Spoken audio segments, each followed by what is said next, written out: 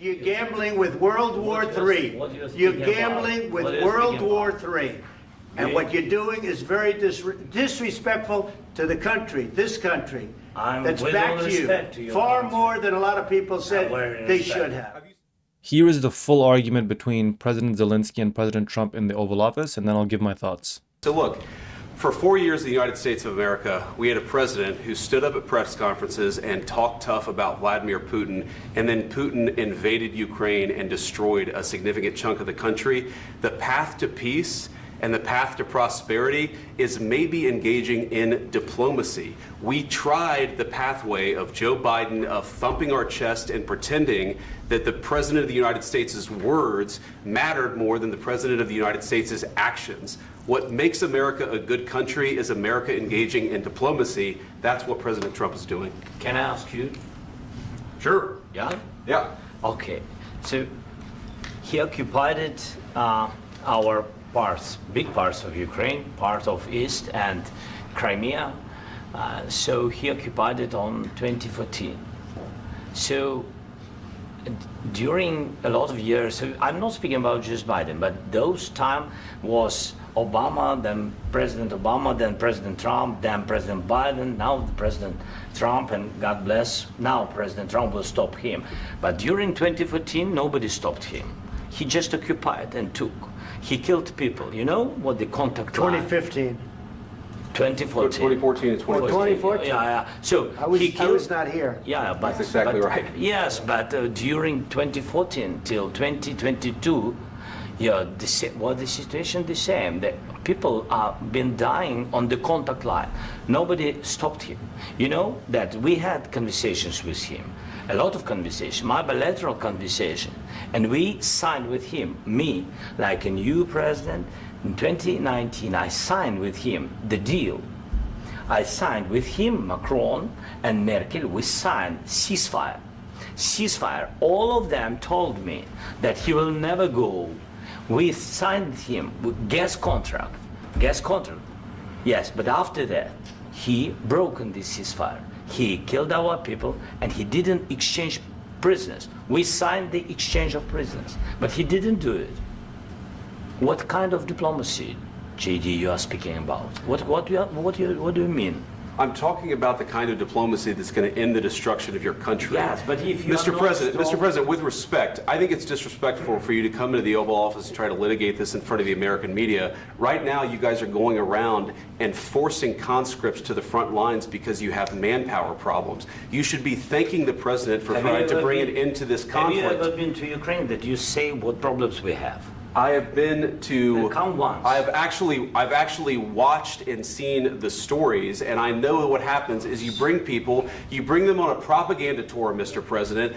Do you disagree that you've had problems bringing people into your military? And do you think that it's respectful to come to the Oval Office of the United States of America and attack the administration that is trying to prevent the destruction of your country? A lot of questions. Let's start from the beginning. Sure. First of all, during the war, everybody has problems, even you, but you have nice ocean and don't feel now, but you will feel it in the future. God bless. You don't know that. God bless. God bless. You will not have a war. Don't tell us what we're going to feel.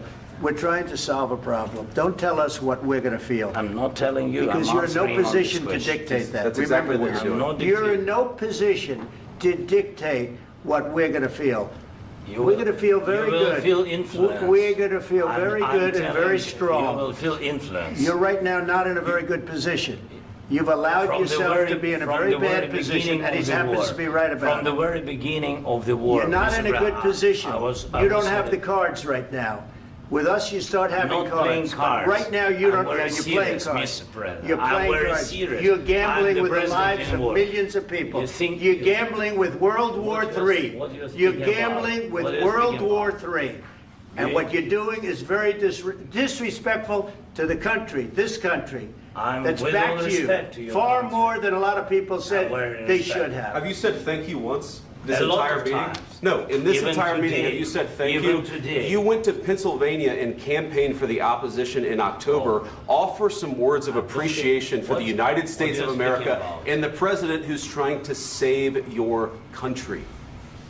Please, you think that if you will speak very loudly about the war, you He's can... not speaking loudly. He's not speaking loudly. Your country's in big trouble. Can I Wait a answer? minute. No, Can you've I done a lot answer? of talking. Your country is in big trouble. I know. You're not winning. I know. You're not winning this.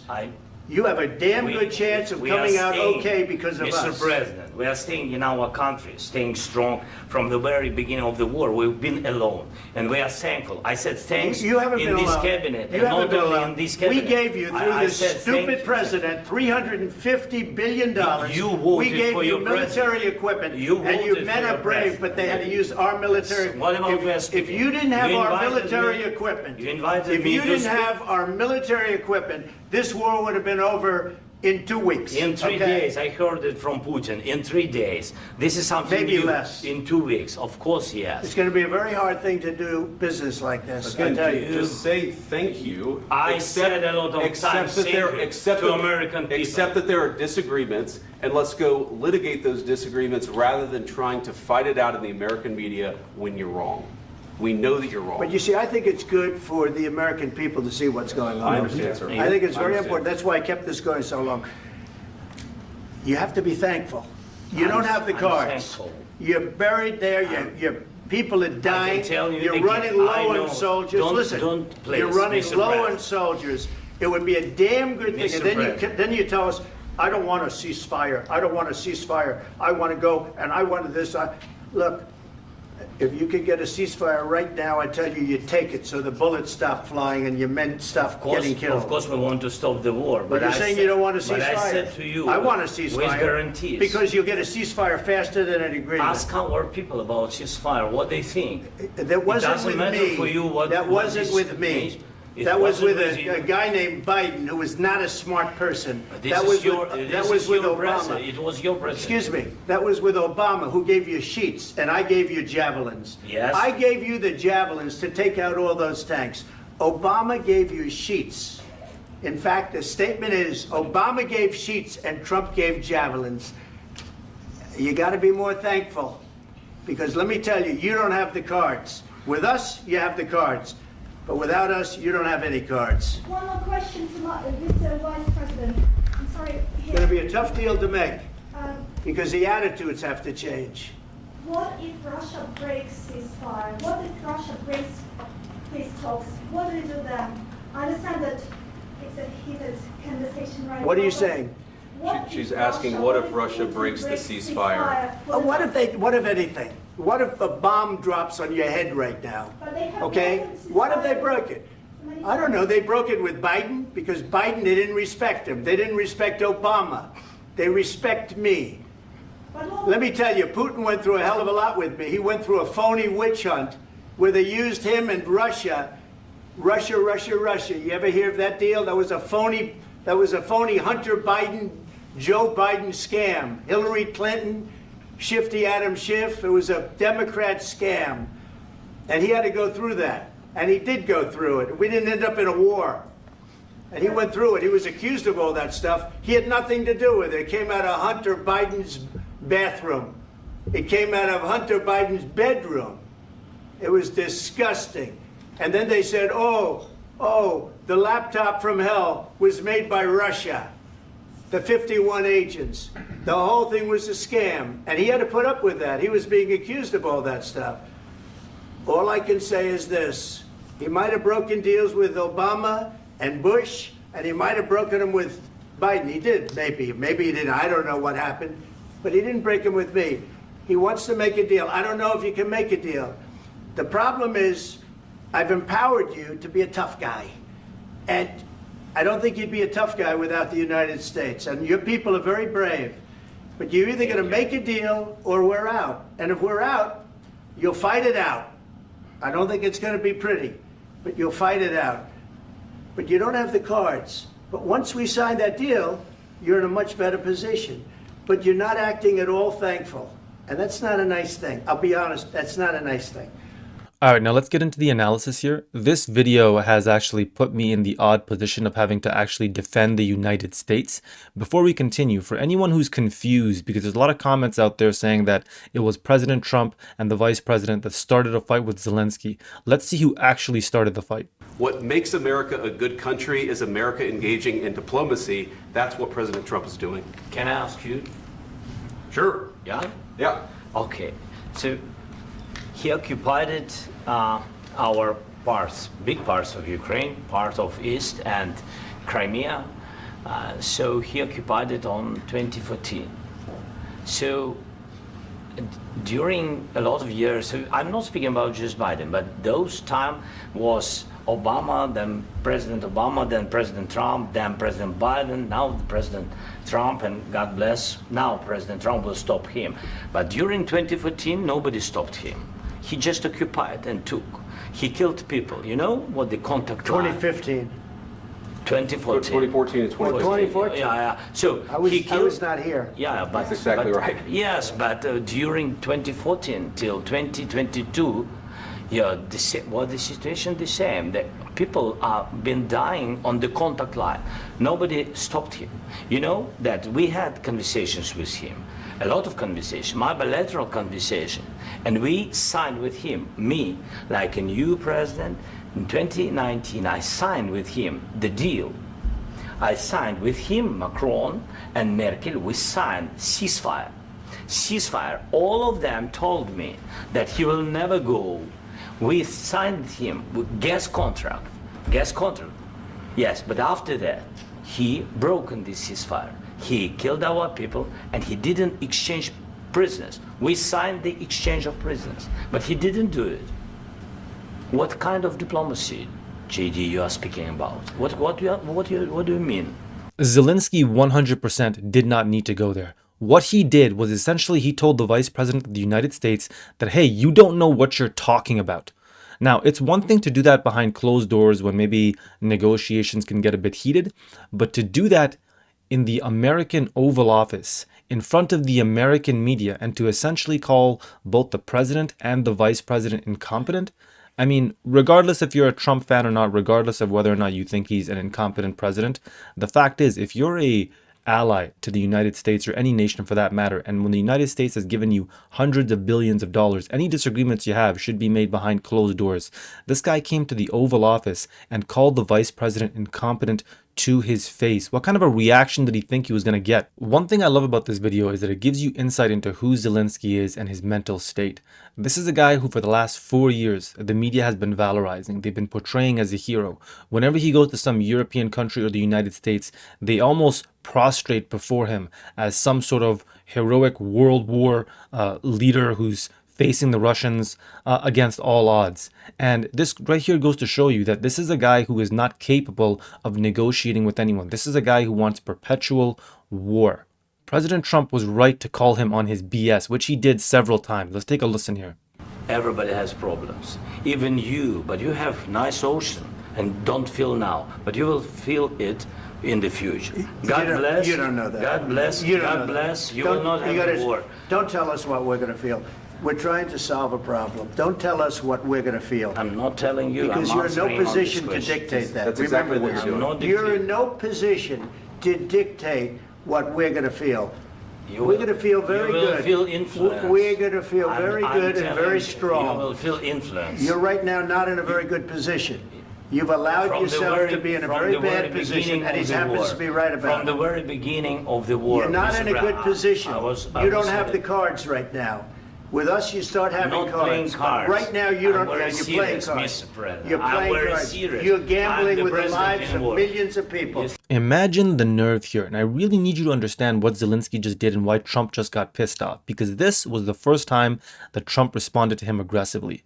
What Zelensky just said is that after Russia is done with Ukraine and Europe, they're going to cross the ocean. Now, we've heard Trump say again and again, hey, there's a big, beautiful ocean in between the United States and Europe. But what Zelensky is essentially saying is that Russia is going to attack the United States.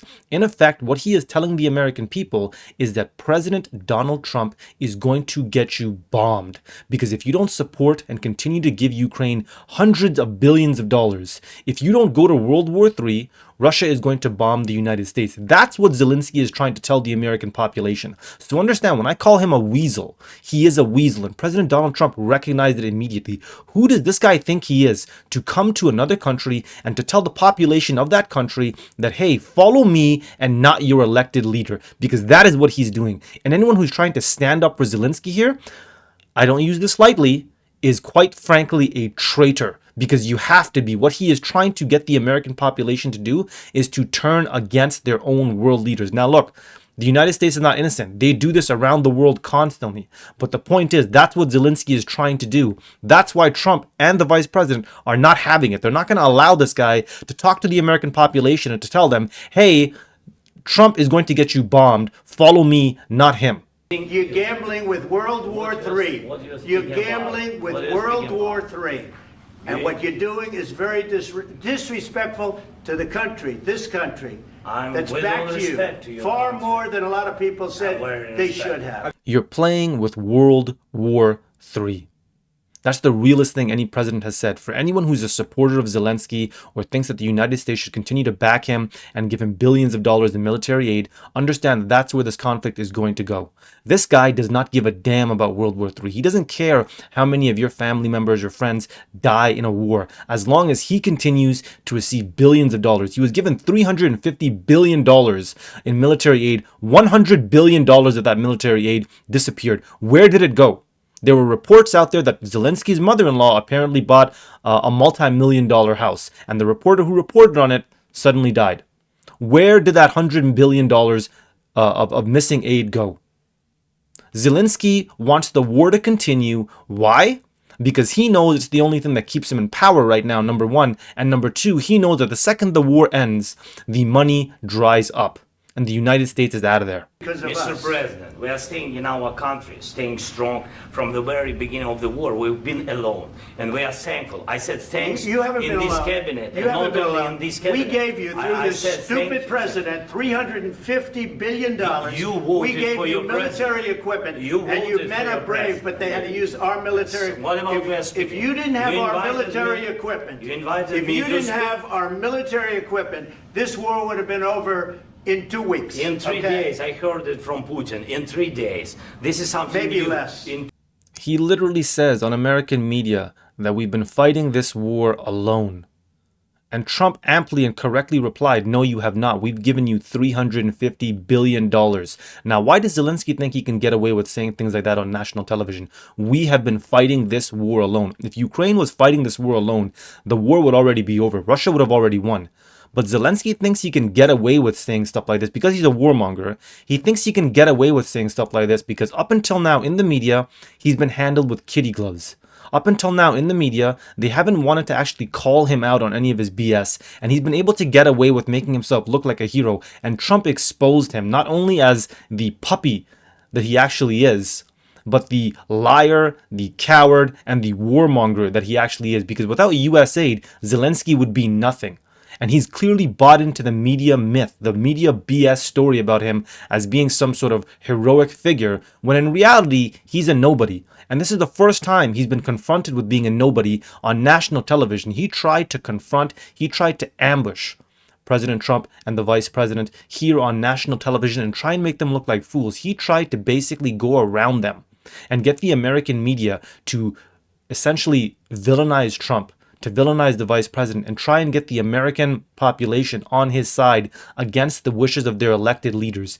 Trump is the elected leader of the United States of America. He was elected just a short while ago. And what you don't do when you go to a country, when you visit a country that is quite literally giving you billions of dollars, that is the only reason why you have not been conquered yet, what you don't do is you don't go to that country and then immediately try and turn the population of that country against their own government. That's what you don't do. And that's what Zelensky would try to do here. And he was called out for it, and he's a weasel.